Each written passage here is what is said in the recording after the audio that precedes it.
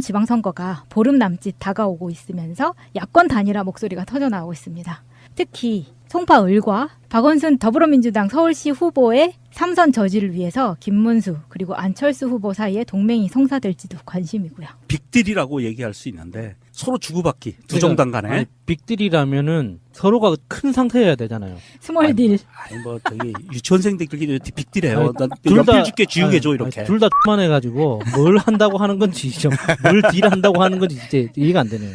김문수 안철수하고 배현진 박종진에서 자 송파을은 배현진으로 밀어주고 자유한국당이죠. 그리고 서울은 안철수로 밀어주자. 이렇게 지금 솔솔솔솔 분위기들이 나오고 있는 이야기가 있는 거예요. 그런데 정말 문제가 심각한 거는 선관위에서요. 안철수를 선거법 위반 조사를 시작을 했어요. 이거 어떻게 할 거야? 왜요? 왜? 이유는 뭐죠? 이유는요. 딱 한 가지예요. 안철수가 서울시장 후보로 나서면서 손학규하고 같이 지하철에서 대중 공약을 설명을 했어요. 지하철역에서. 그런데 예비 후보는요. 할 수 없는 행동을 한 거예요. 인사만 해야 되는데. 인사 이걸 제대로 이거를 모른 거예요. 그래서 본 후보일 때는 상관이 없어요. 예. 그런데 이 예비 후보자 신분인데 지하철역에 들어가서 선거 운동을 한 거예요. 날짜 계산을 잘못했네. 마음이 급해가지고. 그러면 어떻게 되느냐? 아, 선관위가 보기에 선거법 위반이네? 공직선거법 위반 조사가 들어간 거죠. 자, 그러면 어떻게 돼? 빅딜이 김문수하고 서울시장은 둘이서 고만고만한 사람들이 김문수 쪽으로 쏠리는 건가요? 이번에도 안철수가 양보하는 건가요? 그냥 이거는 선관위에 의한 철수가 되는 건가? 제발 철수하지 않기를 바라는데 철수가 또 철수할까봐 참. 이거 이제 캠프가 좀 심각하네요. 그러니까 이게 캠프에서 뭐 하는 지금 그 서울시장 바른미래당 쪽 서울시장 선대위원장이 손학규잖아요. 둘이 같이 갔어요. 예, 그러니까 그 캠프에서 뭔가 좀 큰 실수가 있었네요. 원래 그런 현장에 나갈 때 점검 사항이 굉장히 많거든요. 몇 시부터 몇 시까지 하고 언제까지 어떤 수위 이상은 이렇게 자제해야 되고 이게 지지 연설을 하러 올라갈 때도 당부를 굉장히 많이 합니다. 캠프 그 직원들이 옆에 서가지고 이런 말씀을 하시면 안 됩니다. 이런 거 부탁드립니다. 이 이상 말씀하시면 안 됩니다 하면서 막 이게 많이 이야기를 하는데. 아니, 이거 도대체 뭐 한 건지. 왜냐하면, 자, 공직선거법 60조 3을 보면요. 이게 뭐냐면, 무슨 조항이냐면, 예비 후보자의 선거운동에 관한 규정을 담고 있는 건데요. 여기 보면 이렇게 명백하게 써 있습니다. 선박, 전기 여객 자동차, 열차, 전동차, 항공기의 안과 그 터미널, 역, 공항의 개찰구 안, 병원 종교시설 극장의 안에서 무언가를 주거나 지지를 호소하는 행위는 걸리는 거예요. 선거법 무섭다. 무섭죠. 안철수 씨 어쩔 거요. 그런데 안철수는 지금 그렇게 자기의 어떤 의지와 상관없이 철수할 위기에 있다고 하는데 네. 김문수 후보도 심각한 이야기를 하고 있어요. 박원순 서울시장이 잘못됐다고 보고 안 후보와 합치라는 시민들의 열망을 알고 있다고 하는데 지지율 조사를 하면은 박원순 시장이 거의 60% 가까이 나와요. 도대체 어떤 시민들이 그런 열망을 안고 있길래 누구를 만났길래 그렇게 이야기를 하는 걸까요? 자유한국당 지지자들. 자유한국당 지지자들이 이게 여론조사기가 여론조사에 네. 의하면 김문수한테 이렇게 여론을 던져주는 지지자들을 보면 그럴 것이다라고 추측을 하면서 실제로 김문수가 본 사람들은 아마도 캠프 관계자들이겠죠. 김문수 지인들한테 조사를 하면 그렇게 그렇죠. 나오는 그렇게 거죠. 나올 수 있죠. 예, 그래서 캠프 관계자들은 그래도 안철수보단 김문수지라고 얘기하겠죠.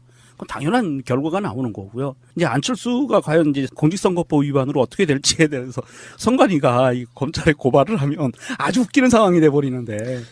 갑자기 최민희 의원님이 생각나네요. 최민희 의원님이 구청 직원들한테 악수 좀 했다고 굉장히 심각한 중형이 내려졌죠. 이게 그거에 비하면 안철수는 굉장히 노골적으로 선거법을 위반한 건데 노골적으로 한 거죠. 이 선관위가 또 어떻게 이제 해석을 내려서 고발까지 갈지 안 갈지. 그러니까 현재 입장까지는 예. 서울시 선관위에서는 이제 사실관계 확인 중이라고 하는데 사실관계 확인하면 다 나오겠죠. 아니, 영상으로도 기자들이 사진도 다 찍었으니까. CCTV도 있는데. 그러니까. 예, 지하철이면. 그리고 또 이렇게 송파울 이 상황을 또 놓칠 수가 없죠. 이 배현진 씨가 또 굉장히 맹활약을 하고 있잖아요. 그렇죠. 이번에 재산 신고한 게 3천만 원대가 나왔죠. 부모님이 합쳐서 분가를 안 했기 때문에 부모님 재산과 합쳐서 3,900여만 원 정도가 재산 신고를 한 거예요. 근데 이제 사람들은 MBC에서 근무한 기간이 있는데 뭐 이런 자기 주장은 그렇죠. 네. 웃기는 게 MBC에서 그 오랜 기간 동안 앵커로 있으면은요. 메인 뉴스 앵커는요. 기사 딸린 차도 줍니다.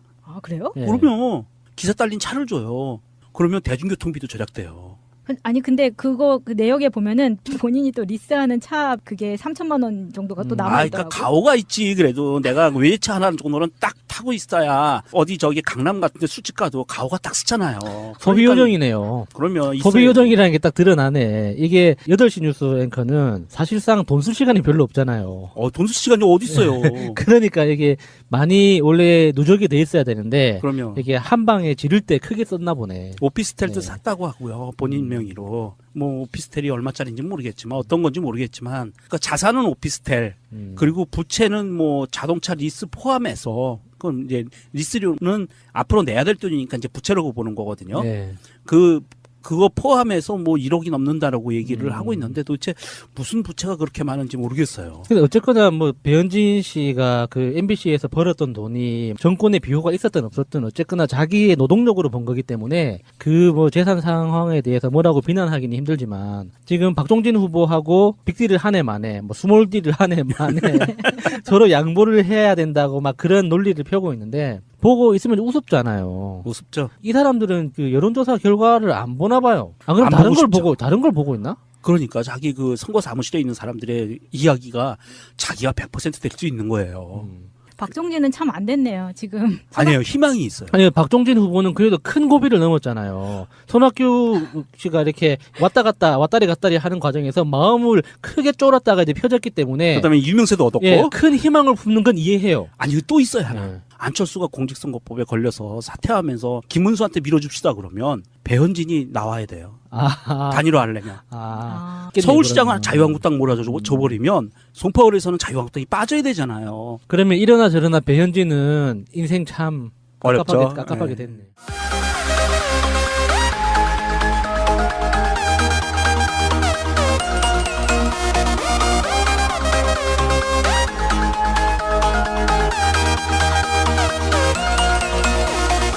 하면 자 공직선거법 60조 3을 보면요 이게 뭐냐면 무슨 조항이냐면 예비 후보자의 선거 운동에 관한 규정을 담고 있는 건데요. 여기 보면 이렇게 명백하게 써 있습니다. 선박, 전기 여객 자동차, 열차, 전동차, 항공기의 안과 그 터미널, 역, 공항의 개찰구 안, 병원, 종교시설, 극장의 안에서 무언가를 주거나 지지를 호소하는 행위는 걸리는 거예요. 아, 선거법 무섭다. 무섭죠. 안철수 씨 어쩔 거요.